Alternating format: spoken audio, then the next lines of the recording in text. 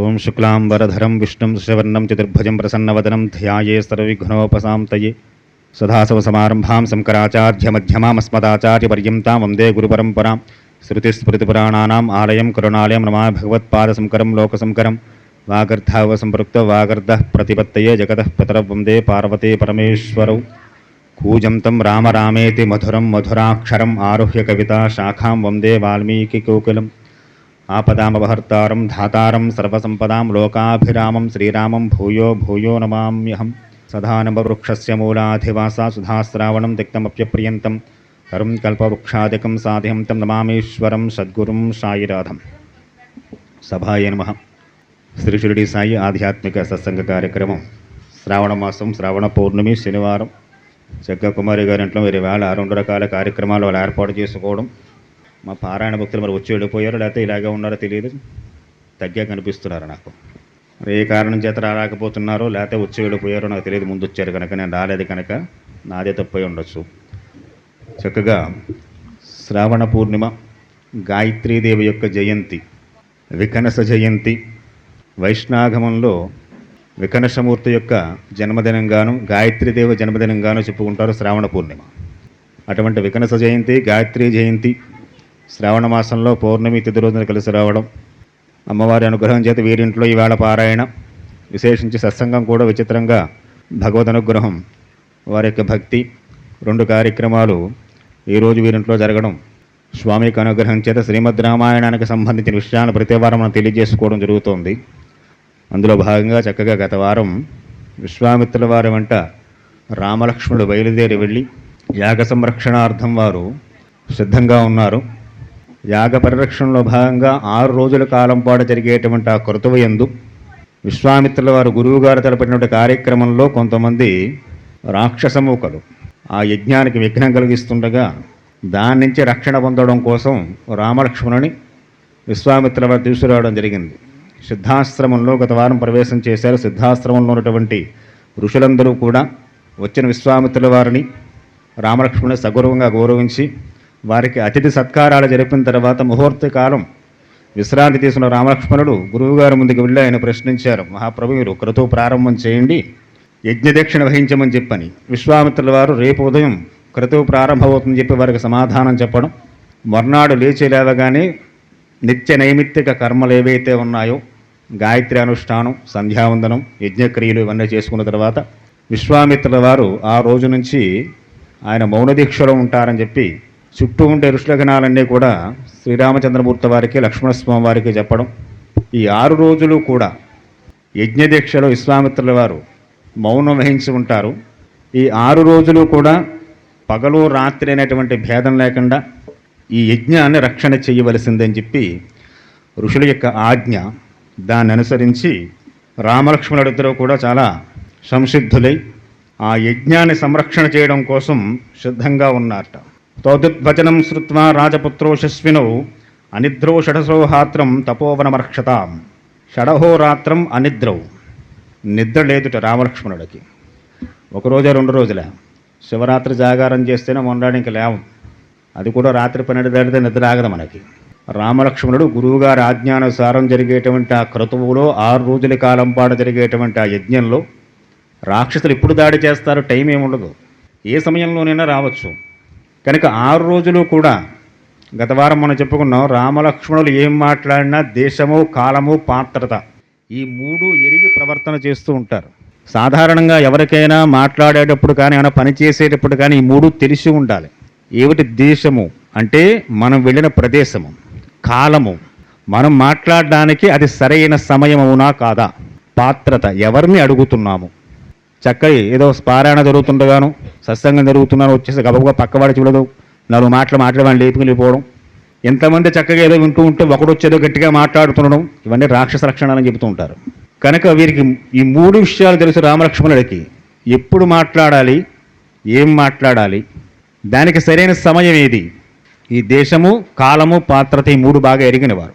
గత వారం దాని గురించి మనం చాలా విశ్లేషణ చేసుకున్నాం.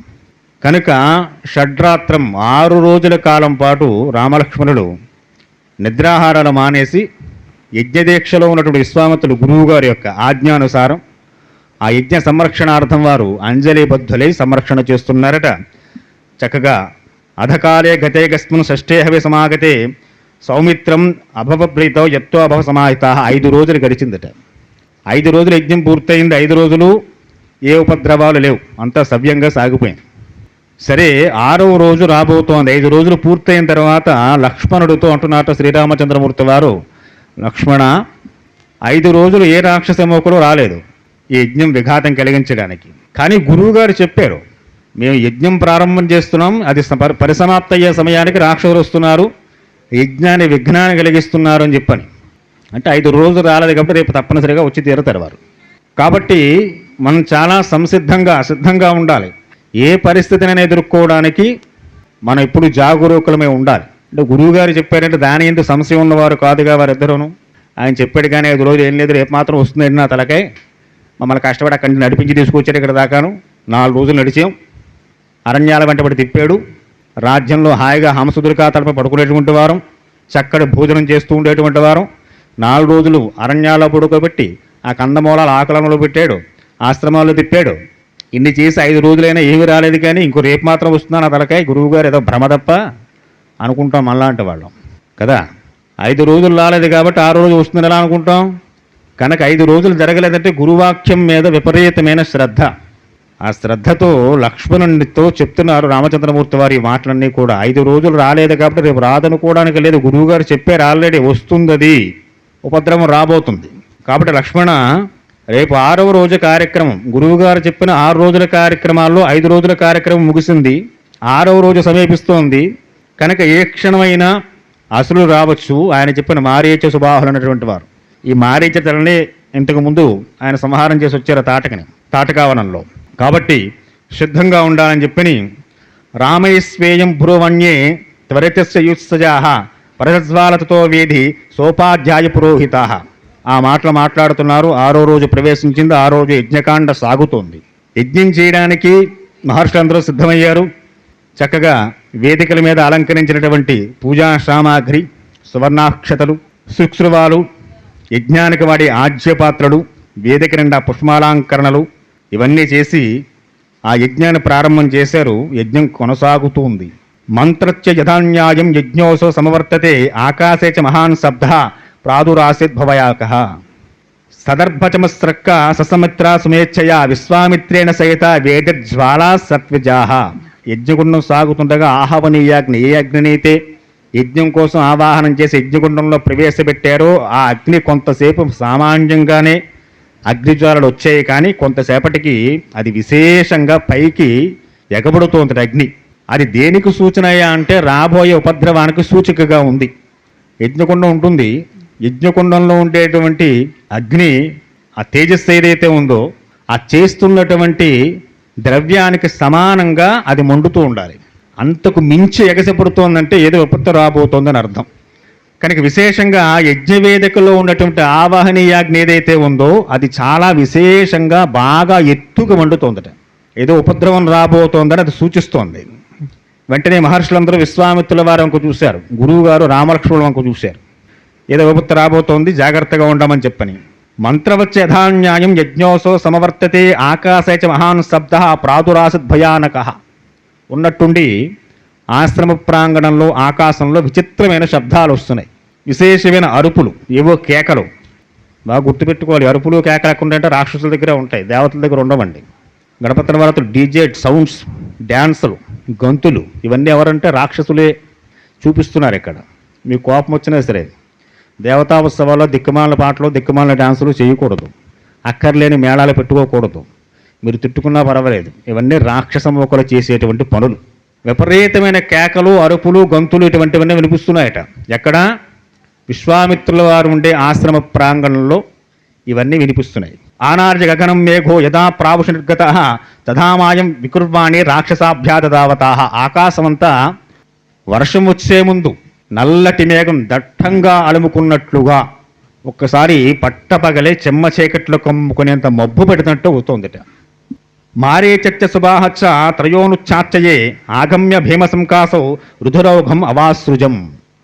అదేమిటయ్యా అంటే మేఘాలు కాదుట, మారీచ సుబాహులు, వారు కూడా వచ్చేటువంటి రాక్షస గణాల యొక్క శరీరాలు అవి ఆకాశమంతా నిండి ఆ వస్తున్నట్టు రాక్షస గుంపు ఆకాశం నుంచి భూమి మీద పడుతున్నటువంటి తేజస్సులు సూర్యకాంతిని కూడా క్రమ్మేసి మబ్బు వేసిందేమో అన్నంతగా ఉన్నాయట.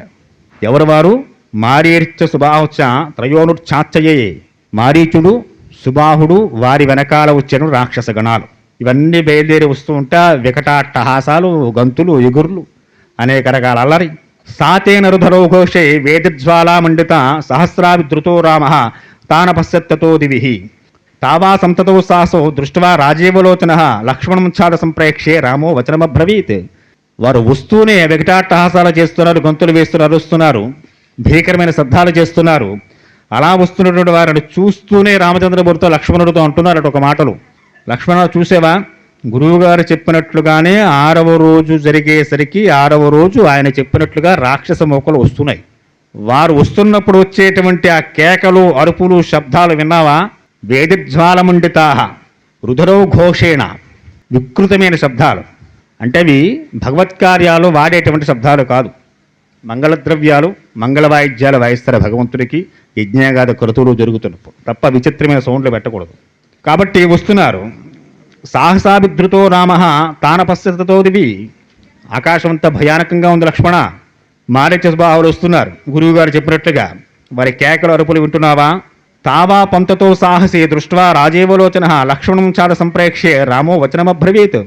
పశ్చ లక్ష్మణ దుర్వాతాన్ రాక్షసాన్ పిశతాసాన్ మానవాస్త్ర సమూధాతాన్ అనిలేని ధాఘాన్. వీరు సాధారణంగా సంహారం చేయడానికి, అంటే ఎవరినైనా మనం యుద్ధం చేయాలన్నా, ఎవరినైనా సంహరించాలన్నా దానికి అవతల వాడి యొక్క స్థాయి మనకు సరిపోతుందో లేదా. రోడ్డు మీద వెళ్ళిపోతూ ఏనుగును చూసి కుక్క మరుగుతుంది, ఏనుగు కోపమేమో రాదు, ఎందుకని చాలా అల్పజీవి. ఏనుగు ముందు కుక్క దాన్ని పట్టించుకోదు, అది ఏ గమ్యం వైపు వెళుతుందని సాగుతూ ఉంటుంది. లక్ష్మణుడితో రామచంద్రమూర్తి వారు అంటున్నారు, వీరు అసలు సంహరించడానికి కానీ ఎదిరించడానికి కానీ సరైనటువంటి స్థాయి కలిగిన వారు కాదు తమ్ముడా. ఎందుకంటే సరైన స్థాయి ఉన్నవారు ఇలాంటి పిచ్చి పిచ్చి పనులు, పిచ్చి పిచ్చి అరుపులు, కేకలు పెట్టరు. వాడు ఏం చేయాలన్న ఒక యోచనతో చేస్తుంటాడు. కాబట్టి నాకు వీరిని సంహరించాలన్నటువంటి భావన లేదు. రామచంద్రమూర్తి వారు ఎవరిని చంపేయలేటువంటి క్రోధం ఆయనకు వరకు ఉండదండి. మనలో చాలామందికి రావణాసుని చంపడం కోసమే వచ్చాడు రాముడు, ఆయన చంపడం కోసం, ఆయన చంపడం కోసం వస్తే అయిపోయిన వెంటనే వెళ్ళిపోవాలి వైకుంఠానికి. కానీ వెళ్ళలేదు కలాగా 11,000 సంవత్సరాలు భూమి మీద ఉన్నాడు ఆయన. ఒకరిని చంపడం కోసం వచ్చేటువంటివి కాదు భగవదవతారాలు.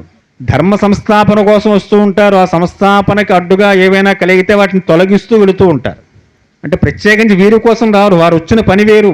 ఇవాళ సత్సంగానికి రావాలి, పారానికి రావాలి, ఆ దారిలో వస్తున్నాం. ఏవో శేషం మొక్కలు అడ్డుగా రోడ్డు పడి ఉన్నాయి, అవి తీయడం కోసం వస్తున్నావా? కాదుగా. నువ్వు ఎక్కడికి సత్సంగానం కోసం వస్తున్నావు, అది అడ్డుగా ఉంటే కాస్త తీసి పక్కన పడేస్తావు, నీకు తగిలే గనక, నీకు అడ్డు వచ్చే గనక. అంతే తప్ప మన ఇంటి దగ్గర నుంచి ఈ వీధిలో చెత్త పడుతున్న కోసం రావుగా మనం. అవి కనపడినా తీయని నాలంటే వాడు పక్క పోతుంటాడు, అవి వచ్చిన వాడు ఆ సంగతాడు ఎడుతాడు అని. కనుక భగవంతుడు ఏమొస్తాడంటే ధర్మ సంస్థాపన కోసం వస్తున్నాడు ఆయన. ఆ మార్గంలో ఆ ధర్మానికి ఎవరైతే విఘాతం కలిగిస్తుంటారో వారిని ఉపేక్షిస్తాడు. ముందు సంహారం కోసం ముందుకు వెళ్ళడు ఆయన. ఆయన పని సంహారం చేయడం కాదు, ధర్మ సంస్థాపనే ప్రధానం. ఎదురు మనకు వస్తుంది అద్భుతమైన ఘట్టాలు. నిజంగా ఆయన సంహరించాలనుకుంటే ఎలాంటి వాడు నిలబడలేడు, అవకాశాలు ఇవ్వడేక ఆయనకి. రావణాసులకు కూడా అవకాశాలు ఇచ్చాడుగా, తన భార్యని ఎత్తుకుపోయినప్పటికీ కూడా. కనుక దానికోసం వస్తున్నవారు కాదు. కాబట్టి యుద్ధం చెయ్యాలన్నా, ఒకరిని సంహరించాలన్నా వారు ఆ స్థాయికి తగిన వారే ఉండాలి. నాకు వీరిని చంపబుద్ధి కావట్లేదు లక్ష్మణ. సరే అలా అని చెప్పి వీరిని విడిచిపెడితే అలాగా గురువుగారి కార్యక్రమం నాశనం అవుతుందిగా. వారు వస్తూనే రాక్షస మోకలు ఆ యజ్ఞకుండం వేదిక చుట్టుపక్కల రక్తమాంసాల వర్షం కురిపిస్తున్నారట. పశ్చ లక్ష్మణ దుర్వాత్రం రాక్షసాన్ పిశతాసాన్ మానవాస్త్ర బభూదాత్ అనిలేన యథాఘనాన్. అవన్నీ చూశారు. రామచంద్రమూర్తి కాస్త ఆగ్రహం కలిగింది. ఈ ఆగ్రహం దేనివల్ల కలిగిందయ్యా అంటే వారిమే కోపమేం లేదు రామచంద్రమూర్తి వారికి. కానీ జరుగుతున్న కార్యక్రమం, అక్కడ ప్రవర్తించవలసిన తీరు, ముందు మనం చెప్పుకున్న దేశము కాలము, ఏ ప్రదేశంలా ప్రవర్తన చేయాలి, అక్కడ ఏమేమి చెయ్యకూడదు, అలా చేస్తే ఏమిటి ఫలితం. అక్కడ యజ్ఞం జరుగుతోంది, యజ్ఞం జరిగే ప్రాంతంలో రక్తాలు, మాంసాలు వంటి ఉండకూడదు. వారి తెలివికాటి పనులు చేస్తున్నారు కనుక అక్కడ జరుగుతున్నటువంటి అపరాధానికి కోపం. ప్రత్యేకించి మారీచ సుబాహుల మీద రాముడికి ఏ ద్వేషము లేదు. మనం బాగా గుర్తుపెట్టుకోవాల్సిన విషయాలు ఇవన్నీ కూడా. ఆయనకి వారి మీద ద్వేషమేం లేదు. కానీ జరుగుతున్న కార్యక్రమానికి విఘాతం కలిగిస్తున్నప్పుడు అక్కడ జరిగే కార్యక్రమం ఒకటి, అక్కడ ప్రవర్తించవలసిన తీరుగా కాకుండా అనుచితంగా ప్రవర్తిస్తున్నప్పుడు ప్రవర్తన మీద ద్వేషం. సత్సంగం జరుగుతుంది, చక్కగా అందరూ కూర్చున్నాం, మీరు రామాయణం వింటున్నారు, ఎవరో అల్లరి చేస్తున్నారు, కేకలేస్తారా వేరా? వాళ్ళ మీద ద్వేషమా మనకి? కాదు. ఒరే ఇక్కడ ఏదో మంచి విషయాలు వింటున్నారు, ఎవరో చెబుతున్నారు, మంచి పాటలు పాడుతున్నారు, ప్రశాంతంగా ఉన్న వాతావరణం ఎలాగ చెనకకూడదు అని చెప్పి వారిని కేకలేస్తారు. వారి మీద ద్వేషం కాదు, జరుగుతున్న కార్యక్రమానికి విఘాతం కలిగిస్తున్నారన్నటువంటి బాధ. కనుక రాముడికి కానీ లక్ష్మణుడికి కానీ మారీచ సుబాహుల మీద ఎటువంటి ద్వేషము లేదు. కానీ జరుగుతున్న యజ్ఞ ప్రాంతానంతా రక్తమాంస వర్షం కురిపించి ఆ చుట్టుపక్కల ప్రాంతాలన్నీ కూడా చక్కగా నానా రకాల చండాలం చేసేస్తున్నారు రాక్షసులందరూ కలిసి. కనుక అది చూశారు. చూసి అప్పుడు ఆగ్రహం కలిగింది రామచంద్రమూర్తి. ఎప్పుడైతే ధర్మానికి గ్లాని కలుగుతుందో భగవంతుడికి ఆగ్రహం అప్పుడు కలుగుతుంది. అంతవరకు ఆయన ఏం మాట్లాడలేదు. లక్ష్మణుడితో ముందు చెప్పాడుగా, వీరితో యుద్ధం చేయడం తగిన వారు కాదయ్యా, వారి మీద ద్వేషం రావడం లేదు నాకు యుద్ధం చేయడానికి అని మాట్లాడుతున్న సందర్భంలోనే ఇటువంటి వ్యధపం చేశారు వారు. కనుక చేసినప్పుడు ఏం చేయాలి? దానికి ఏదో సమాధానం చెప్పాలిగా, కాస్త కన్నెర్ర చేసి ఆపాలిగా జరుగుతున్న కార్యక్రమాన్ని. కాబట్టి ఆ జరుగుతున్న కార్యక్రమం పట్ల జరిగిన అపరాధానికి ఆగ్రహం కలిగింది ఆయనకి. వెంటనే ఆయన అన్నారట లక్ష్మణుడితోటి, కరిష్యామని సందేహో నోత్సేహంతు మిదృశాన్ ఇత్యుక్తావచన్ రామ చాపే సంధాయ వేగనాన్. మానవాస్త్రాన్ని శితేషువు అనే అస్త్రాన్ని సంధించి, తమ్ముడా వీరిని దూరంగా తరిమేస్తాను, చంపుతానట్లేదండి ఆయన, తరిమేస్తానని ఆ శితేషు అనే మానవాస్త్రాన్ని సంధించి విడిచిపెట్టారట. అది మారీచుడికి తగిలింది. తగిలి వాడు ఎంత దూరాన్ని పడ్డాడయ్యా అంటే సంపూర్ణం యోజనస్థతం క్షిప్తసాగర సంప్లనే అన్నారు. శతయోజన విస్తీర్ణమైన సముద్రంలో పడ్డాట. అంటే 100 యోజనాలు. 100 యోజనాలంటే మనకి ఆకరణ వచ్చేటువంటి ఘట్టాల్లో ఈ రామేశ్వరం నుంచి లంక ప్రాంతానికి హనుమంతుడు వెళ్ళిన సముద్రం శతయోజన విస్తీర్ణం, అంటే 100 యోజనాలు దూరం ఉంది. సీతమ్మవారు అక్కడ లంకలో ఉంది. వారధి కట్టింది కూడా అంత దూరమే. ఇక్కడ రామచంద్రమూర్తి పూర్తిగా 16 ఏళ్ళు నిండినటువంటి వయస్సులో ఉన్నటువంటి వాడు. అటువంటి రామచంద్రమూర్తి విడిచినటువంటి బాణం మారీచుడికి తగిలి అక్కడి నుంచి శతయోజన విస్తీర్ణంలో ఉన్న సముద్రంలో పడ్డాట. అంటే దీన్ని బట్టి మనం యోచన చేసుకోవచ్చు, రాముడు అసలు నిజంగా ఆయన తలుచుకుంటే సముద్రం ఏవల నుంచుని ఆవల లంకని నాశనం చేసేయగలడు. అంత శక్తి సంపన్నుడు. యుద్ధం జరుగుతున్నప్పుడు రాముడికి రావణ యుద్ధం జరుగుతున్న జాంబవతుడు అంటాడు, అసలు మనవతో పని లేదయ్యా, రామచంద్రమూర్తిగా యుద్ధం అంత భయానకంగా జరుగుతుంది. ఏదో మనం కూడా కావాలని తెచ్చుకున్నాడు తప్ప ఆయనకు మన అవసరం లేదు. ఆయన చెయ్యగలడు, ఏం చేయగలిగినా ఆయన చేయగల సమర్థుడు రామచంద్రమూర్తి. కేవలంగా ఏదో కూడా ఉంటామని చెప్పి మనలాంటి పటారం కొంతమందిని వేసుకెళ్ళాడు ఒక మందని తప్పితే. అంటే అంత గొప్ప యుద్ధం జరిగింది రాముడికి రావణాసుడికి. ఇక్కడ మారీచుని కొట్టాడు ఆయన శతయోజన విస్తీర్ణంలో సముద్రంలో పడ్డాడు. అంటే అంత దూరంలో పడ్డటువంటి వ్యక్తి, అంటే అంత దూరం మనం ఆ మధ్య చెప్పుకున్నాం. యోజనన్నరంటే అంత చెప్పుకున్నాం, సుమారుగా 36 కిలోమీటర్లు చెప్పుకున్నాం యోజనన్నర. ఇది శతయోజన విస్తీర్ణం, అంటే లెక్కేసుకోండి మీరు. అంత దూరంగా రాముడు వేసినటువంటి బాణం వెళ్ళిందంటే అంటే అంత దూరంలో ఉన్న వారిని కూడా బాణం చెనకగలదు, వాడిని చూడక్కర్లేదు. ఎందుకు? ముందు విశ్వామిత్రుల వారు ఇచ్చిన శస్త్రాస్త్రాలు లాంటివి. ఒక్కసారి తెలిస్తే చాలు ముందుకు వచ్చి నిలబడతారు వారు. ఆయన ముందు గత వారం చెప్పుకున్న ఆ యొక్క స్మృతి పదంలో ఉండండి, నేను తెలిసినప్పుడు సందర్భానుసారంగా రండి, చెప్పిన పని చేయండి అన్నారు. ఇప్పుడు రాముడు వారధి గట్టంత కష్టపడి అవతలకి వెళ్ళాల్సిన అవసరం ఏమైనా ఉందంటారు? అసలు ఇక్కడ నుంచుని హనుమంతుడు ఆల్రెడీ వెళ్ళొచ్చాడు కాబట్టి హనుమంతుడు హనుమ ఎవరు ఎక్కడెక్కడ ఏ ప్రదేశంలో ఉన్నా చెప్పి మన ఆ మధ్య ఆపరేషన్ సింధూరు చేసినట్లుగా ఏవతల నుంచి బాణం వేస్తే అక్కడ ఉన్నది నాశనం అయిపోతాయి. రావణాసును కూడా ఎక్కడి నుంచి చంపేయగలడు ఆయన. 16 ఏళ్ళు నిండినటువంటి రామచంద్రమూర్తి గురువుగారి ఆజ్ఞానుసారం విశ్వామిత్ర ఆశ్రమంలో ఉండి అక్కడ మారీచుడు కొడితే వాడు శతయోజన విస్తీర్ణ సముద్రంలో పడ్డాట. స్పృహ తప్పి పడిపోయాట, ఇంక వాడికి ఇంకేం తెలియట్లేదు. ఇంకా అలా వెళ్ళి పడ్డాట. ఆ శితేషు అనేటువంటి అస్త్రానికి అంత శక్తి ఉంది, తీసుకెళ్ళి పడేస్తుంది. వెంటనే లక్ష్మణుడితో అంటున్నాడు, చూసావా లక్ష్మణ, అది ఎలా తీసుకుపోతుందో మారీచుడిని అస్త్రం. విచేతనం విఘార్నంతం శితేషు బలాడితం నిరస్తం దృశ్యమారేచం రామో లక్ష్మణముబ్రవీత. లక్ష్మణ చూసేవా, ఆ శితేషుని అస్త్రం తగిలి మారీచుడు ఎలా పోతున్నాడో చూడు. అంటే ఆయన చూపి ఎంత దూరం వెళుతుందో అండి, చూడగలం అంత దూరం. అసలు మనం ఈ వీధి చివర ఎవరినో వస్తుందో చూడగలం? అసలు మనం చూడలేం. చూపిస్తున్నారు లక్ష్మణుడికి ఎలా వెళుతున్నాడో చూడు మారీచుడు అని చెప్పి. అది శితేషువైన అస్త్రం. సస్యలక్ష్మ సీతేశం మానవం ధర్మ సంహితం మోహయిత్వానదేత్యం చ ప్రాణేశ్వర్యాతు. లక్ష్మణ, ధర్మసహితమైన శితేషువైనటువంటి పేరు గల అస్త్రం ఈ మానవాస్త్రం చూడు. మారీచుని ఏ విధంగా స్పృహ కోల్పోయేలా చేసి వాడి ప్రాణాలు తీయకంట, వాడు స్పృహ మాత్రమే కోల్పోయాడు, ప్రాణం పోలేదు, తీయకండి అలా తీసిపోతుందో చూడవయ్యా అని చెప్పి ఆ మారీచును కొట్టే సమయానికి ఇమానపవదిష్యామి నిర్గుణాన్ దుష్టచారిణ రాక్షసాన్ పాపకర్మాష్టాన్ యజ్ఞ రుదినాశనాన్. మిగిలిన రాక్షసులందరూ కలిసి సుబాహుడితో కలిసి ఇంకా విశేషంగా ఈ రక్తమాంసాల వర్షాన్ని కురిపిస్తున్నారట యజ్ఞం జరిగేటువంటి ప్రాంతం అంతా కూడా. రామచంద్రమూర్తి ఇంకా విశేషమైన ఆగ్రహం కలిగింది. ముందు మనం చెప్పుకున్న వారి మీద ఆగ్రహం కాదు, జరుగుతున్నటువంటి పని మీద ఆగ్రహం. నేను చాలాసార్లు చెబుతూ ఉంటాను, అమ్మవారి గుళ్ళోకి వచ్చి పసుపు ముక్కలు ఎత్తిమించి పోకండమ్మా అని చెప్తూ ఉంటాను. అదే పని చేస్తూ నాకు చిరాకు వస్తుందిగా, వస్తుందో రాదా? పూజ ఎక్కడ చేయాలి? ఏ దేవతామూర్తి చేసినా పాదాలకే పూజ. మన నెత్తివే పసుపు కుంకుమ వేసుకుంటే మనం బాగుంటామా? గృహాప్రసవం పెళ్ళో అయ్యింది, 10 మంది ఇప్పుడు చీరలు పెట్టారు, బొట్టు ఎట్టి పెడుతున్నారు. కాస్త బొట్టు పెద్ద అయితేనే వెనకాల ఇంకో మనిషి ఉంటాడు తొడ్డానికి. మనకి జుట్టు ఇలా తీయడం, ఇలా అయితే ఏ పక్క తుట్టం ఆ పక్క తుట్టం. అబ్బో, కాస్త బొట్టు పెద్దదైతే చిరాకు వచ్చేస్తుంటే నీకు అమ్మవారిని ఎత్తివచ్చి పసుపు కుంకాలు పోసేస్తావా? ఇది పూజ, దానికి నేను అనుగ్రహించాలా అమ్మవారు? ఆవిడకి కనపడాలిగా. అసలు నువ్వు ఎవరు వచ్చావు, విజయ్ గారు వచ్చారు రాను చూడాలంటే కంట్లో పసుపు కుంకుమ పడిపోతే నేను చూస్తుంది ఆవిడే? ఏమింటుంది నీ బాధ ఆవిడ? మనకి చాలామందికి అలవాటు, ఇంట్లో ఫోటోలు కూడా అలాగే ఉంటాయండి. కోప్పడబోకండి. ఆ గంధం అంతా జల్లేస్తుంటే ఫోటోలనంట, పసుపు జల్లేస్తుంటాడు, పసుపు నీళ్ళు జల్లేస్తుంటాడు. ఆ ఫోటోలో అసలు ఉండదు. ఆంజనేయ స్వామి తెలియదు, వినాయకుడో తెలియదు, వాడికి ఎదరో తొండం ఉందో వెనకాల తోక ఉందో తెలియదు. అయిపోయింది పూజ, అంతే. నా పూజ పూర్తి అయిపోయింది, ఆయన అనుగ్రహించేయాలి. ఒక్కనాటిగా అనుగ్రహం రాదండి. అలాగా మీరు బాధపడ్డా సరే, పూజ చేయడానికి ఒక ప్రణాళిక, ఒక పద్ధతి ఉంది. అలా చేస్తేనే స్వీకరిస్తారు. ఈవేళ పారాయణకు వచ్చారు, కుమారి గారు బొట్టు పెట్టి మీకు ఏదో కాస్త జాగ్రత్త గాజులు ఇవ్వాలి, కాస్త పసుపు మొహమ్మే కొట్టి కుంకుమ మొహమ్మే కొట్టి తీసుకోమంటే తీసుకుంటారా? ఏమన్నా అసలు మీకు బుద్ధి జ్ఞానం ఉందా? మొహమ్మే పసుపు కొట్టి జాగ్రత్తగా చేతిలో పెట్టి ఎలా తీసుకుంటారమ్మా అని చెప్పి చిరాకు పడరా? మరి అమ్మవారిని నెత్తించి పసుపు ఎందుకు పోస్తున్నావు నువ్వు? ఇంట్లో ఫోటోలకు కూడా నెత్తిమించి పూజ లేదు, పాదాలకే పూజ. అంటే మనకైతే చిరాకు, దేవుడు ఎలాగైనా ఏడుస్తాడు, మొహాన్ని ఏదో పాడేస్తే ఎలాగో ఏడిచి అనుగ్రహించాలి. ఇవన్నీ అపచారాలు, ఉపచారాలు కాదండోయ్, ఇవన్నీ అపచారములే. ఇవి 10 సార్లు చెప్పిన వ్యక్తికి 11వ కోపం వస్తుందా రాదా? అలాగే చేస్తున్నారు ఏంటో ఎన్నిసార్లు చెప్తున్నాయి మీరు అని. ఇప్పుడు రాముడికి దేని మీద కోపం? వారి మీద కోపం కాదు, వారు చేస్తున్న క్రియలు ఎందుకు కోపం వచ్చింది. మారీచుని కొట్టారు, అంతకుముందే వారు చేసిన వెధ పని వస్త్రమాంసాలు పట్టుకొచ్చి పోస్తున్నారు. అక్కడ చేయాల్సిన పని అది కాదు, కానీ జరుగుతోంది కృతవలాగా. చూశారు, మారీచుని కొట్టాడు. వాడిని కొట్టినప్పుడు మీరు బుద్ధి రావాలిగా. ఒరే, మనతో వచ్చినవాడు ఒకడు కొట్టేటప్పుడు మాయమైపోయాడు, ఎక్కడ పోయాడో తెలియట్లేదు వాడు, అసలు మనిషే కనబడడం లేదు వాడు, తర్వాత మనగతి కూడా అంతే అని జ్ఞానం మిగిలిన వాళ్ళకైనా ఉండాలిగా. రాక్షసాహ రాదలాగా. అందుకే రాక్షసులు అయ్యారు, లేకపోతే ఎందుకు అవుతారు? ఎన్నిసార్లు చెప్పినా విన్నవాడే రాక్షసుడు, అంతేగా. మనం అంతే.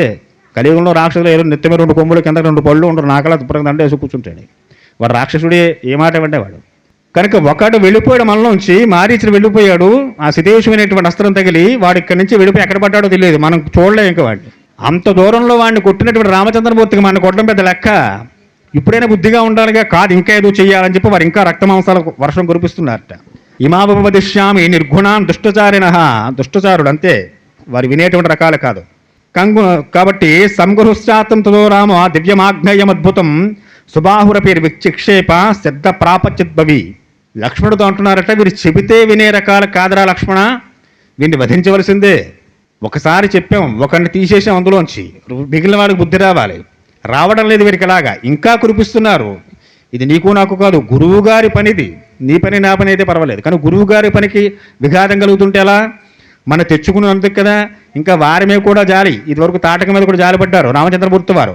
అప్పుడు విశ్వామిత్రుల వారు చెప్పారు, ధర్మానికి గ్లాని కలిగించేవాడు ఎవడైనా సరే, అది స్త్రీయా పురుషుడా వృద్ధుడా బాలడా అని లేదు, మనం చేసే లోక కళ్యాణ కార్యక్రమానికి పదే విఘ్నం కలిగిస్తున్న వారిని తీసేయడం మంచిది. శాస్త్రం కూడా ఉంది, ఒక కుటుంబం బాగుపడాలంటే ఆ కుటుంబంలో దుర్మార్గుడైన ఒక వ్యక్తిని వెలేసేసుటే, నిర్దాక్షిణ్యంగా వదిలేయడమే. వాడు ఇందులో ఉండి ఈ కుటుంబాన్ని నాశనం చేస్తుంటాడు ఇందులోకి పోయి. ఒక గ్రామం బాగుపడడం కోసం ఒక కుటుంబాన్ని వెలివేసేయచ్చుట. ఒక గ్రామం బాగుండాలి, ఒక కుటుంబం విరుద్ధంగా ఉంది, వెలివేసేయమన్నారు. ఒక దేశం బాగోవడం కోసం ఒక గ్రామాన్ని వెలివేసేయమన్నారు. ఇది శాస్త్రం. కుటుంబంలో ఒక దుర్మార్గుడు ఉన్నప్పుడు మనం దూరం పెట్టే, కుటుంబం అంతా బాగుంటుంది. వాడి మీద జాలేమిటి ఇంకాను. మహాభారతం అంతా అదేగా చెబుతుంది మనకి. కాబట్టి ఒకడు వెళ్ళిపోయినప్పుడు మిగిలిన వారికి బుద్ధి రావాలి. రావడం లక్ష్మణ, వీరు ఎలా వినేటువంటి వారు కాదు అని చెప్పి తక్షణం వీరిని మరో అస్త్రంతో వీరిని అందరిని నిహతంలో చేసేస్తానన్నారు రామచంద్రమూర్తి వారు. సంగృహాస్త్రంతో రామో దివ్యం ఆగ్నేయమద్భుతం, తేజస్సైనటువంటి ఆగ్నేయాస్త్రాన్ని తీసుకున్నారట ఆయన. తీసుకుని ఆగ్నేయాస్త్రంతో ఒక్కసారి అందరినీ కొట్టుబడేశారు, సుబాహువుతో సహా. అక్కడ వచ్చిన రాక్షసులతో ఆగ్నేయస్త్రాన్ని బలైపోయారు. శేషాన్ వావయ్య మాధాయ నిజగాన మహాయశాహ రాఘవ పరమోదారో మునీనాం ముదుమాహవాన్. సాయం సంధ్యా సమయానికి యజ్ఞం పూర్తయింది. యజ్ఞగుండంలో రక్తమాంసాలు వేసేవారు ఒకప్పుడు వారు. ఇప్పుడు యజ్ఞగుండంలో పడలేదు, చుట్టుపక్కల ప్రాంతాల్లో పడ్డాయి. యజ్ఞం సజావుగా సాగింది. చాలా ఆనందపడ్డారు గురువారు విశ్వామిత్రుల వారు. చక్కగా రామలక్ష్మణుడి దగ్గరికి తీసుకుని, ఓ రాజకుమారులారా, మీరు దగ్గర ఉండి లోక కళ్యాణకారణ యజ్ఞాన్ని నిర్విఘ్నంగా మీరు పరిసమాప్తి చేయించారు దగ్గరుండి. చాలా సంతోషమయ్యా. యజ్ఞానికి విఘాతం కలిగించే రాక్షసులను మీరు సంహరించారు. పూర్వం ఈ రాక్షసులందరూ కూడా చాలా శక్తివంతంగా విశేషంగా వచ్చి ఎన్నిసార్లు యజ్ఞం చేద్దాం అనుకున్నా యజ్ఞకుండంలో వేసేవారు మాంసాలు, ఆ రక్తాన్ని పట్టుకొచ్చి. అది జరగకుండా యజ్ఞం నిర్విఘ్నంగా జరిగేలాగా చాలా చక్కటి పని చేశారని మెచ్చుకున్నారు విశ్వామిత్రుల వారు. అది యజ్ఞే సమాస్తేతో విశ్వామిత్రో మహాముని నిరీతాకి దిశో దృష్ట్యా కాకుస్తమిదమబ్రవీత్. యజ్ఞ నిర్విఘ్నంగా పరిసమాప్తి అయిపోయింది. చుట్టుపక్కలటువంటి వృషాశ్రమాల్లో ముళ్ళందరూ వచ్చారు. రామలక్ష్మణులు పొగిడారు, రాజకుమారుడారా, చక్కగా మీ వలన ఇన్నాళ్లకు విశ్వామిత్రుల వారు తలపెట్టిన యజ్ఞం పరిసమాప్తి అయిందయ్యా. ఎన్నోసార్లు విఘాతం కలిగింది, కాబట్టి మేమందరూ కృతార్థులమయ్యాం. మీ వల్ల నేను కూడా కృతార్థున్నయ్యాను. ఎందుకంటే వీళ్ళందరికీ చెప్పి తీసుకొచ్చాను, నేను అయోధ్యకు వెళుతున్నాను, రామలక్ష్మణుడు తీసుకొస్తానని చెప్పాను. తీసుకొచ్చిన దాకా మీరు నిద్రించకపోతే నా మాట పోటు అవుతుంది ఇక్కడ. కాబట్టి యజ్ఞం పూర్తయ్యే అందరం కృతార్థులమయ్యాం, మీ వల్ల నేను కూడా కృతార్థున్నయ్యాను. కాబట్టి నాయన చక్కగా హాయిగా ఈ సాయంత్రం విశ్వరించండి అని చెప్పి ఆ రాత్రి చక్కగా రామలక్ష్మణ సహితంగా విశ్వామిత్రుల సిద్ధాస్త్రములు విశ్రమించారట. దానికి సిద్ధాస్త్రం ఉన్న పేరుని రామలక్ష్మణ సార్థకతం చేశారు. సరే, అదతాం రజనీం తత్ర కృతార్థో రామలక్ష్మణో ఊషత్ప్రతో వీరో ప్రహుష్టే నాంతరాత్మవా. ఆ రామలక్ష్మణుడు విశ్వామిత్రులకు యాగ సంరక్షణ పూర్తయిన తర్వాత మర్నాడు చక్కగా తెల్లారిన తర్వాత లేచారు, బ్రహ్మముహూర్తంలో లేచారు, స్నాన సంధ్యాది కార్యక్రమాలు చేసుకున్నారు, యజ్ఞగారిని నివర్తన చేశారు. విశ్వామిత్రులు కూడా యజ్ఞగారిని పూర్తి చేసుకున్నారు, సంధ్యావందనం చేసుకున్నారు. అయిపోయిన తర్వాత గురువు గారు వచ్చి నుడుచున్నట రామలక్ష్మణుడు. అభివాద్యముని శ్రేష్టం జ్వలతిమ పామరకాం ఓచత్రిపురోవాదం వాక్యం మధుభాషిణవు. చాలా మధురంగా భాషిస్తున్నారట. రాముడు మాట్లాడుతున్నాడు, మునీశ్వర, మేము మీ సేవకులం, మీ సేవ చేయడం కోసం వచ్చాం. మీరు తలపెట్టిన యజ్ఞం నిర్విరామంగా పూర్తయింది, 6 రోజుల క్రతువు. సరే, ఇంకా మా వల్ల మీకు ఏమైనా సహాయం కావలసి ఉంటే ఆజ్ఞ వేయండి. ఇంకా ఈ రామలక్ష్మణుడు మీకు ఏం చేయగలరు, ఏం చెయ్యాలని మీరు కోరుకుంటున్నారు? మా వల్ల అయ్యేటువంటి ఏ విధమైన సహాయమైనా చేయడానికి నేను, మా తమ్ముడు లక్ష్మణుడు అంజలి బద్ధులమై ఉన్నాం, చేయడానికి సిద్ధంగా ఉన్నాం. 6 రోజులు నిద్ర లేదు, ఆహారం లేని చెప్పి మేము ఖేద మనసులో భావన పెట్టుకోలేదు. గురువుగారు మీరేం బెంగ పెట్టుకోక్కర్లేదు, నిర్భయంగా ఏ సంశయం లేకుండా మీకు ఇంకా మా వల్ల ఏ సహాయం కావాలో అడగండి అన్నారట. ఏవముక్త తదాస్తాభ్యం సర్వయేవ మహర్షయ విశ్వామిత్రం పురస్కృత్య రామం వచనమబ్రవీత్. ఆ మాటలు విని విశ్వామిత్రులు చాలా సంతోషం వేస్తుంది. ఎవరు అంటారో మాట, ఈ పని అయిపోతే గురువుగారు వదిలేస్తే బాగుంటారు, ఇంటికి వెళ్ళిపోతాం, హాయిగా సినిమా చూద్దాం అనుకుంటాడు తప్ప ఇంకో పని చెప్తే ఎవడు ఉంటాడు అక్కడ.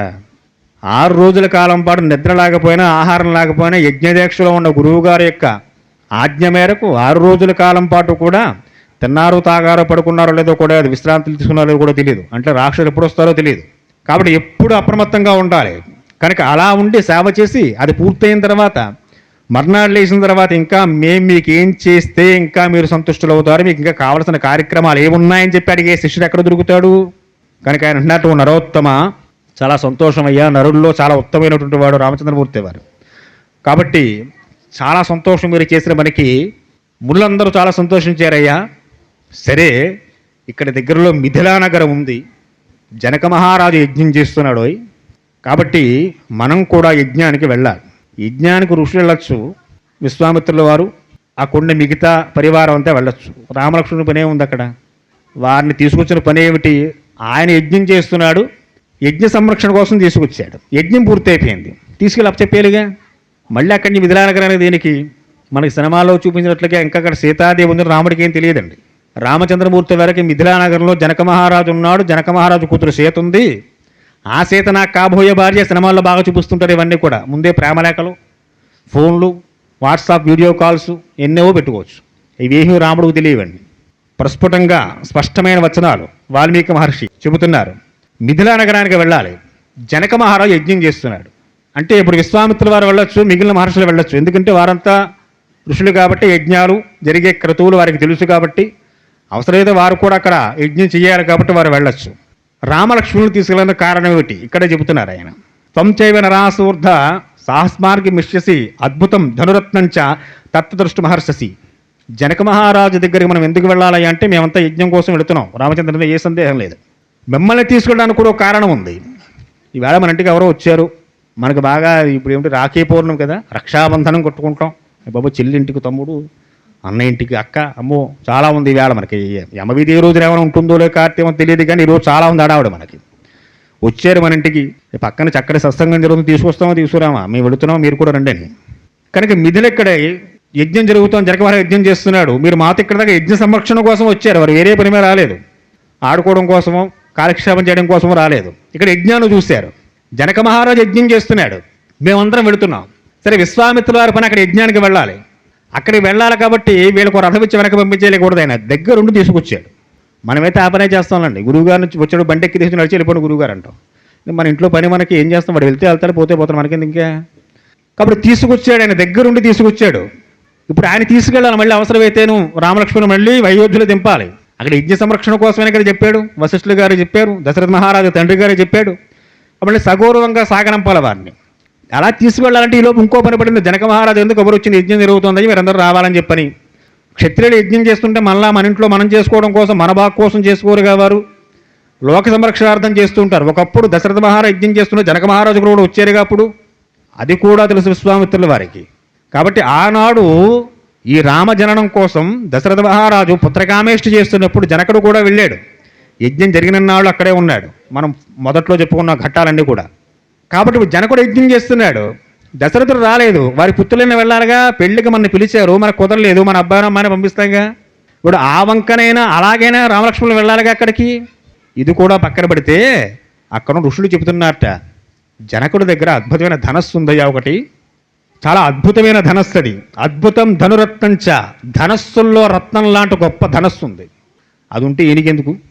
మహాభారతంలో ద్రౌపదీదేవి స్వయంవరం, ఎందరందరూ మహారాజులు వచ్చారు, వారు కండిషన్ పెట్టారు, ఓ ధనుస్సు తీసుకుని కింద జలాల్లో చూస్తూ పైన కొట్టమని సినిమాలో చూపిస్తారు మనకి, పైన కొట్టాలి చూసి, పైన ఒక జలచరం లాంటి ఒక వస్తువు తిరుగుతూ ఉంటుంది, దాని క్రింద ఇంకొక ఇనుప కడ్డీ తిరుగుతూ ఉంటుంది, దానికి రంధ్రాలు ఉంటాయి. పైన తిరుగుతున్న జలచరం, కిందడుతున్నటువంటి ఇనుప కడ్డీ, ఆ రంధ్రాలకి తిన్నగా జలచరం వచ్చినప్పుడు 5 బాణాలు వేసి కొట్టాలి దాన్ని. ఇది పందెం. ద్రౌపదీ స్వయంవరం మహాభారతం. ఎవడు కొడతాడు? చాలామంది రాజులు వచ్చారు, కర్ణుడు కూడా ఉన్నాడు, దుర్యోధనుడు కూడా ఉన్నాడు, అశ్వత్థామ కూడా వచ్చారండి, గురువుగారు అబ్బాయి. ఎందుకంటే చూడడం కోసం, ఆయన బాణం వేసి కొట్టడం, అమ్మాయిని వివాహం చేసుకోవడం కోసం కాదు. సరే ఎంతమంది వచ్చి కూర్చున్నారు. సరే అక్కడ ఒక కండిషన్ పెట్టాడు ఆయన, ద్రౌపది మహారాజు గారు, కొడితే సరిపోదయ్యా, కొట్టిన వాడు మా అమ్మాయికి నచ్చాలన్నాడు. ఇది ఎక్కడ కూడావా, కొడితే సరిపోతుంటే సరిపోతుంది, మళ్ళీ అమ్మాయికి కూడా నచ్చాలి. ఆ కొట్టినవాడు వీరుడు గొప్పవాడు అండి, బాగా బలం ఉన్నవాడు, చక్రవర్తి అంతా కుదరదు, అమ్మాయికి నచ్చాలి, అప్పుడు నీకు పెళ్ళి. సరే ఎవరు వస్తారు, చాలామంది చూశారు, వెళ్ళిపోయారు వెనక్కి. సరే బ్రాహ్మణుల వేషంలో ఉన్నారు పాండవులు, వారు ప్రచ్ఛన్నవాసం చేస్తున్నారు అప్పుడు. సరే అక్కడ బ్రాహ్మణ గ్యాలరీలోంచి ఎంతోమంది విశేషమైన అసంఖ్యాక జనాలందరూ వచ్చారు, రాజులు, రాజాజరాజులు, సాధారణ జానపదులు, పురోహితులు, బ్రాహ్మణులు, ఎవరి గ్యాలరీస్ వాళ్ళవి. బ్రాహ్మణుల గ్యాలరీలో లేచాడు ఎవరు, అర్జునుడు లేచి ముందుకు వచ్చాడు. సరే కొట్టాడు, కొట్టిన తర్వాత అమ్మాయికి నచ్చాడు, ఆవిడొచ్చి మాలేసింది. ఇప్పుడు కర్ణుడు లేచాడు, అమ్మాయిని తీసుకుని సరిపోతే నాతో యుద్ధం చేయమన్నాడు. అర్జునుడికి కర్ణుడికి ద్వంద్వ యుద్ధం, అదే ప్రారంభం మహాభారతంలో. యుద్ధం చేశాడు, అమ్మాయిని తీసుకుపోయారు. ద్రౌపదికి భయం పట్టుకుంది, ఏమిటయ్యా అంటే వీళ్ళు ఎవర్రా అసలు, రాజకుమారులు అవునా కాదా, పంచరి కట్టుకున్నారు, సెకలెట్టుకున్నారు, వచ్చి కొట్టి అమ్మాయిని తీసుకుపోయాడు వీడు, ఎలా? వెనకాల దూతలను పంపించేట. అసలు వాళ్ళు ఎవరు, ఎక్కడి నుంచి వచ్చారు, ముందు తెలుసుకోవాలి. ద్రౌపది మహారాజు గారి కోరిక ఏమిటాయి అంటే అర్జునుడికి తన అమ్మాయిని ఇవ్వాలని కోరిక ఆయనకి. వీళ్ళు బ్రాహ్మణుల్లా ఉన్నారు, వచ్చి ధనుస్ పట్టి కొట్టేయాడు. అసలు బ్రాహ్మణుడిది ధనుర్విద్య ఎక్కడి నుంచి వస్తుంది, కానీ కొట్టాడు. అమ్మాయి కూడా వద్దని ఏం చెప్పలేదు, వెళ్ళిపోయింది వాడితోటి. ఇవాళ అసలు నిజంగా క్షత్రియులు అవునా కాదా, కొట్టినప్పుడు అర్జునుడు అవునా కాదా, ఇది ఆయన సంశయం. దూతను పంపించేట. రాత్రి సంధ్యాసమయం అయింది. వారు ఆ ద్రౌపది మహారాజు గారి యొక్క ఆ రాజ్యంలో ఒక కుమ్మరి వారి ఇల్లు తీసుకున్నారు. ఆ కుమ్మరి వాడు కూడా దుకాణం కట్టేయాడు, ఎందుకంటే ఇది పెద్ద కార్యక్రమం, 15 రోజుల కార్యక్రమం, అందరికీ భోజనాలు టిఫిన్లు అన్నీ అక్కడే రాజుగారి దగ్గరే. వాడేంటి పాండవులకి చక్కగా ఉండడానికి వసతికి ఇచ్చేసాడు. వీళ్ళు ఆ వసతికి వెళ్ళిపోయారు ద్రౌపదీదేవిని తీసుకుని. రాత్రి పడుకున్నారు. ఈ దూత వెళ్ళి నుంచుని వింటున్నాడు కబుర్లని. నేను బ్రాహ్మణులు అయితే ఏం చెప్పుకుంటారు, శుభ్రంగా ఈ వేళ వేసిన మామిడికాయ పప్పు చాలా బాగుందిరా, కంది పచ్చడి వేశారు, కొబ్బరికాయ చట్నీ ఉంది, అబ్బా వంకాయ కొత్తిమీర కారం పెట్టి కూర, ఇవే మాట్లాడుకుంటాడు. తినడానికి బాగా బ్రాహ్మణ భోజన ప్రియ అన్నారు, బ్రాహ్మణుడు భోజన ప్రియుడు, అవే మాట్లాడుకుంటూ ఉంటారు. ఈ వేళ అసలు చట్నీలు ఎలా ఉన్నాయి, కూరలు ఎలా ఉన్నాయని చెప్పని. కానీ వారేం మాట్లాడుకుంటున్నారట, ఈవేళ కర్ణుడు ఆ బాణం వేసాడు, ఆ ధనస్సు పట్టుకున్నాడు, వాడు ఏ అస్త్రాన్ని సంధించాడు, నేను ఏ అస్త్రాన్ని సంధించాడు, అస్త్రాల గురించి మాట్లాడుకుంటున్నారు. సరే వెంటనే దూత వెళ్ళాడు, చెప్పారు ద్రౌపది మహారాజు మీరేం బెంగపెట్టుకోకలే, వాళ్ళు క్షత్రియులే, రాజులే వాళ్ళు, ఎందుకని అస్త్రాల గురించి మాట్లాడుకుంటున్నారు వారు. ఇది నేచర్ అండి, ఎవరికి దేని మీద ఇంట్రెస్ట్ ఎక్కువ ఉంటే దాని గురించి మాట్లాడుకుంటూ ఉంటారు.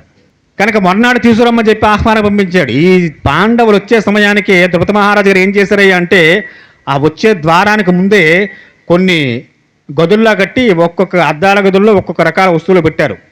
ఒక గదిలేనేమో చక్కగా జపమాలలు, కమండలాలు, శుశ్రువాలు, యజ్ఞం చేసుకునే సామాగ్రి, జింక చర్మాలు, దర్భాసనాలు, దర్భలు ఇవన్నీ పెట్టారు. ఇంకో గదిలో చక్కగా ఈ వ్యాపారస్తున్న తూనికలు, రాళ్ళు, ఈ కొలమాలలు చూడండి, ఈ కొంచాలు, తవ్వలు ఇవన్నీ పెట్టాడు ఒక దాంట్లో. ఇంకో దాంట్లో చక్కటి ధనుస్సులు, ఖడ్గాలు, అస్త్రాలు, డాళ్ళు, కత్తిలు ఇవన్నీ పెట్టాడు. అంటే ఏది అట్రాక్ట్ చేస్తుంది వీళ్ళని చూడాలి అంటే, వాళ్ళు క్షత్రియులేగా, చకచక వెంటనే వీళ్ళు లోపలికి వెళ్ళగానే ఎవరికైనా ఏముంది, ఎక్కడికో వెళుతూ ఉంటాం, పెద్ద ఎగ్జిబిషన్కి వెళ్ళాం, ఎవరికి దేని మీద ఇంట్రెస్ట్ దాని తిరిగిపోతూ ఉంటాడు. పుస్తకాలు కావాల్సిన పుస్తకాల షాప్ ఎక్కడుందో వెతుక్కుంటాడు, అక్కడ పోయి కొత్త కొత్త పుస్తకాలు ఎత్తుకుంటూ ఉంటాడు. ఇంకా మళ్ళా అంటే వాళ్ళు చాలా ఫ్యాన్సీ సామాన్లు ఎత్తుక్కుంటూ ఉంటారు, ఇంకోటి ఆట వస్తువులు ఎత్తుక్కుంటూ ఉంటాడు. ఎవరికి ఏది దేని మీద ఇంట్రెస్ట్ ఉంటే దాన్ని వెతుక్కుంటూ ఉంటాడు. అసలు వీరు ఏ గదిలోకి వెళతారు దాన్ని బట్టి నిర్ణయం చేసుకోవాలి ద్రౌపది మహారాజు గారు. వారు వెంటనే ఎక్కడైతే ధనస్సులు, బాణాలు, ఖడ్గాలు పెట్టారో అందులోకి వెళ్ళారు. అవన్నీ చూస్తున్నారు, ఏ ఖడ్గం ఎంత బరువు ఉంది, ఏ ఖడ్గంతో ఎంతలా యుద్ధం చేయొచ్చు, ఏ ధనస్సు ఎంత బరువు ఉంది, దాంతో ఎన్ని బాణాలు వేయచ్చు, ఏ అస్త్రానికి ఎంత శక్తి ఉందని గమనిస్తున్నారట పాండవులు వెళ్ళి. అప్పుడు అర్థమైంది వీరు క్షత్రియులే. క్షత్రియుడు క్షత్రియ సంబంధమైనటువంటి వస్తువులు చూడడానికి వెళ్ళడం తప్పేం కాదుగా. రామచంద్రమూర్తి వారు క్షత్రియుడు. మిథిలాధిపతి జనక మహారాజు గారి దగ్గర కొన్ని తరాల నుంచి ఒక గొప్ప ధనస్సు ఉంది. ఆ ధనస్సు చాలా విచిత్రమైంది, విశేషమైంది, విశిష్టమైనది. అటువంటి ధనస్సును చూడడం కోసం రామలక్ష్మణులు, విశ్వామిత్రులు తీసుకెళ్ళడం తప్పు కాదుగా. అంత గొప్ప ధనస్సు, విచిత్రమైన వస్తువు అంటే చాలా గొప్ప వస్తువు అది. ఎవరికి దేన్ని చూపించాలో, ఎవరిని ఎక్కడికి తీసుకువెళ్ళాలో వారిని ఆ ప్రదేశానికి ఆ వస్తువు నిమిత్తం తీసుకువెళ్ళడం తప్పేమీ కాదు, శాస్త్ర సమ్మతం అది. రామలక్ష్మణుడు క్షత్రియ పుత్రులు, మామూలు వారు ఇక్ష్వాకు వంశస్థులు, ధనుర్విద్యలో బాగా ఆరితేరిన వారు. ఇటువంటి వారికి ఆ గొప్ప వస్తువు ఇంతకన్నా మనం వాడే వస్తువు కన్నా చాలా గొప్పదోయ్ అన్నప్పుడు దాని మీద కాస్త ఉత్సుకత కలుగుతుంది, చూడాలి ఒకసారి దాన్ని ఏమిటో అది అని. ఇప్పుడు ఋషులు అంటున్నారు, మీరు వచ్చేది మేము యజ్ఞం చేస్తాం బాగుంది చక్కగాను, కాబట్టి మీరెందుకు రావాలయ్యా అంటే, అక్కడ చాలా అద్భుతమైన ధనురత్నంచ తత్ర, ధనుస్సులో రత్నం లాంటి ధనస్సు ఉందయ్యా, ఇంతవరకు సృష్టిలో అలాంటి ధనస్సు ఎక్కడా లేదు, అంత గొప్ప ధనస్సు ఉంది. ఏమిటి దాని గొప్పదనం అంటే, తద్దిద్విపూర్వం నరశ్రేష్టం దత్తం సతదేవతై అప్రమేయం బలం ఘోరం ముఖే పరమస్వారభవం. చాలా గొప్పది, బలవంతమైనది, గొప్ప శ్రేష్టవంతమైనది, అప్రమేయమైనది. అటువంటి గొప్ప ధనస్సు శివధనస్సు ఉంది. ఆయన వంశంలో దేవరాతుడు అని చెప్పి, ఈయనకి జనక మహారాజుకి 6 తరాల ముందు ఆయనకి దేవతలు ఇచ్చారు ఆ ధనస్సుని. ఒకప్పుడు దేవాసుర సంగ్రామంలో దేవరాతులు చక్కగా యుద్ధం చేసి దేవతల పక్షాన్ని నిలబడి వారికి విజయం చేకూర్చిన కారణంగా సంతోషించి ఆ ధనస్సుని ఆ దేవరాతుడికి దేవతలు ఇచ్చారయ్యా. ధనుషస్తన్యం వీర్యం జిజ్ఞాసంతం ఈక్షిత నశేకు రారోమయితం రాజపుత్ర మహాబలాహ. ఓ రామ, ఆ గొప్ప ధనస్సుని చూడాలని చెప్పి ఇతఃపూర్వం ఎంతోమంది రాకుమారులు వచ్చారు. వస్తే సరిపోయిందా, వెంటనే ఏమనిపిస్తుంది, ఆ ధనస్సు చూడడం ఒకసారి ఎత్తాలనిపిస్తుంది, ఒకసారి సంధించాలనిపిస్తుంది, అంతేగా. ఏ వస్తువు మీద ఇంట్రెస్ట్ ఉన్నవాడికి ఏమనిపిస్తుంది, పుస్తకాల షాప్కి వెళ్ళి పుస్తకం తీసి టకటగా ఒకసారి తెరుస్తూ అందులో ఏమిటి విషయం ఏముందో ఒకసారి చూద్దామని, కొన్నా కొనకపోయినా ఏదో చిన్న కుతూహలం అనమాట, ఆ వస్తువు ఒకసారి చూడాలి. అలా ఆ ధనస్సు చూడడం కోసం ఎంతోమంది రాకుమారులు వచ్చారు. ధనుషస్థ వీర్యంతో జిజ్ఞాసంతో మహీక్షితా. జిజ్ఞాస, ఆ ధనస్సు చూడాలని కాంక్ష, దాన్ని ఎత్తాలన్న కోరిక. ఆ కోరికతో ఎంతోమంది రాకుమారులు, చక్రవర్తులు ఎంతోమంది వచ్చారై. తద్దద్ నరసార్థోలం మైదర్శ్య మహాత్మన తత్త దక్షిణ కాకుస్తా యజ్ఞం చాద్భుదర్శనాత్. ఎన్నో యజ్ఞ కార్యక్రమాల్లో జనక మహారాజు గారు మిథిలాధిపతి ఆ ధనస్సు కూడా ధనుర్యాగ సందర్భంలో విశేషమైన పూజలు చేస్తూ ఉండేవాడు. దేనికి, ధనస్సుకి. ధనస్సును వాడుకోవడం పూజ చేయడం ఏంటండి, ఆయన పూజించి పక్కన పెడుతూ ఉంటాడు అంతే జనక మహారాజు గారు. ఆయాగతపదం నృపేతం తస్య వేస్మిన రాఘవ అచ్యుతం విదర్ఘే ధనుచ్చాంగద్భి.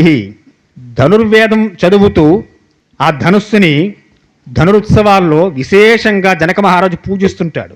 అంత గొప్ప ధనుస్సు అయి ఆ దేవదత్తమైన ధనస్సు అది. అది మామూలుగా మానవులు వాడే ధనస్సు కాదు, దేవతలు వాడిన ధనస్సు అది. అది పరమేశ్వరుడు ధనస్సు. అటువంటి ధనస్సు భూమి మీద ఇప్పుడు మన ఉన్న కాలంలో ఉంది.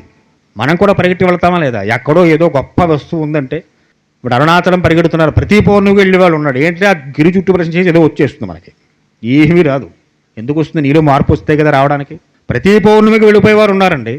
ఎన్ని పౌర్ణానికి వెళ్ళావు, ఎన్నిసార్లు ప్రదర్శన చేసామని కాదు, ఎంత మార్పు వచ్చింది నీలో, ఎవరికి ఏమీ రాదు.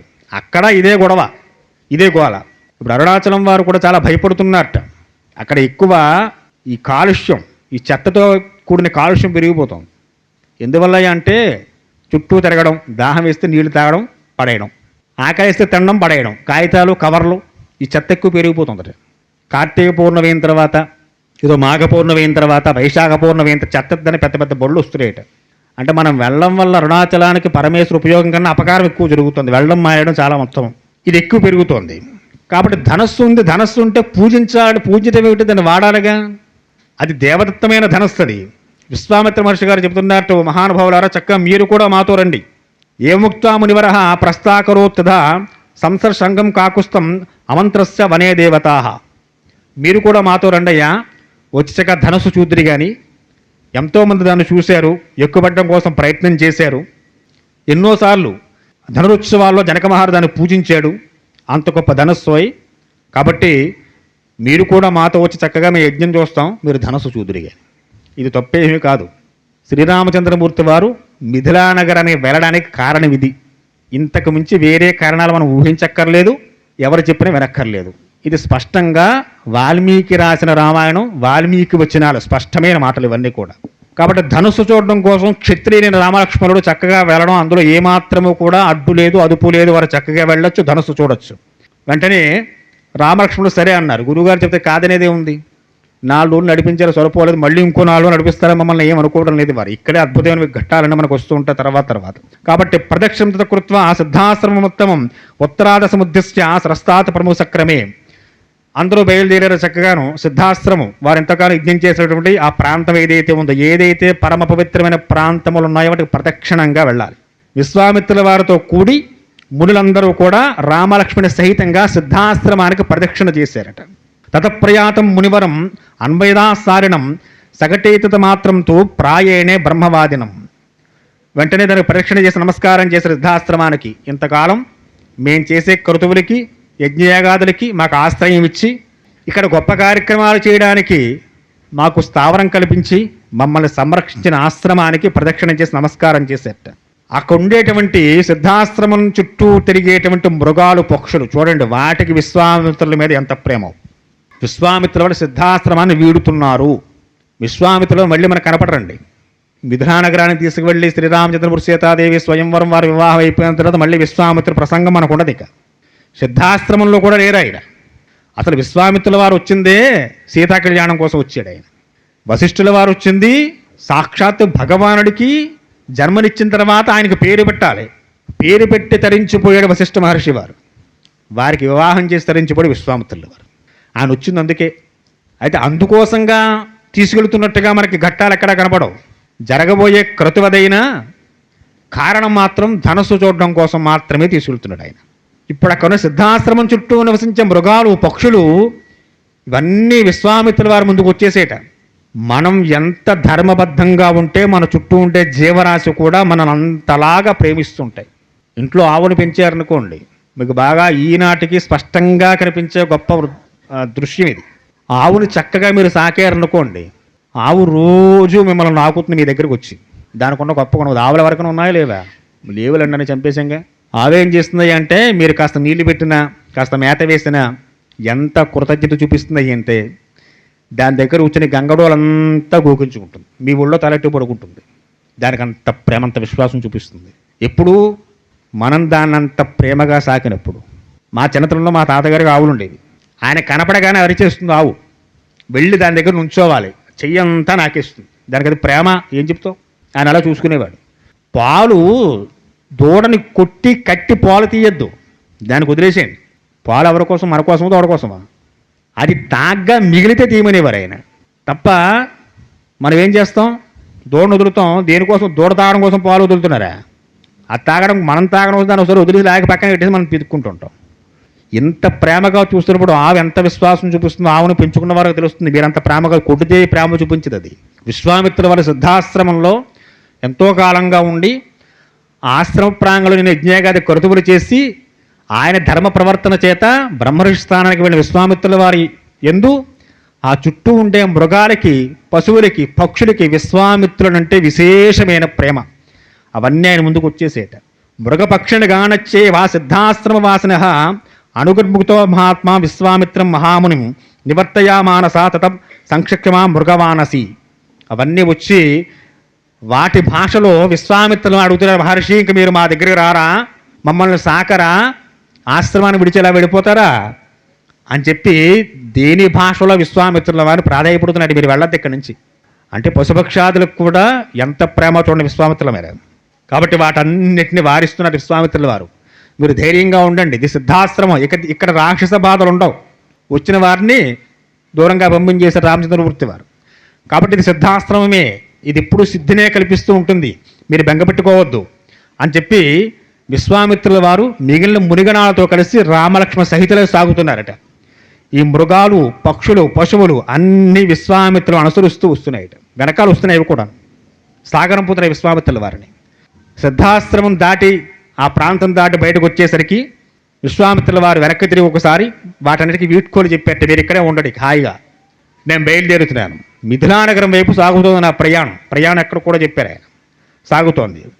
కాబట్టి మీరంతా హాయిగా వెనక్కి తిరిగి వెళ్ళండి, ఈ ఆశ్రమంలోకి ఏ భయాలు ఉండవు, మీరు హాయిగా జీవిస్తారు అని చెప్పి చక్కగా మిగిలిన మహర్షులందరూ కలిసి వారికి కావాల్సిన యజ్ఞయాగాది క్రతువుకి సామాగ్రి అగ్నిహోత్రాలతో సహా విశ్వామిత్రులు కలిసి రామక్షేతంగా వారి ప్రయాణం మిథిలానగరం వైపు సాగుతోందట. సాగి వారు సోనా నదీ తీరానికి చేరుకున్నారట. ఆ సోనా నది తీర ప్రాంతం చాలా రమ్యంగా ఉంది. చక్కటి శిలయాల చేత సోనా నది ప్రవహిస్తూ ఉంది. అటువంటి చక్కనైన ఆశ్రమ వాతావరణాన్ని చూసి సోనా నది ప్రదేశాన్ని గురించి రామలక్ష్మణుడు ప్రశ్న వేస్తున్నారట.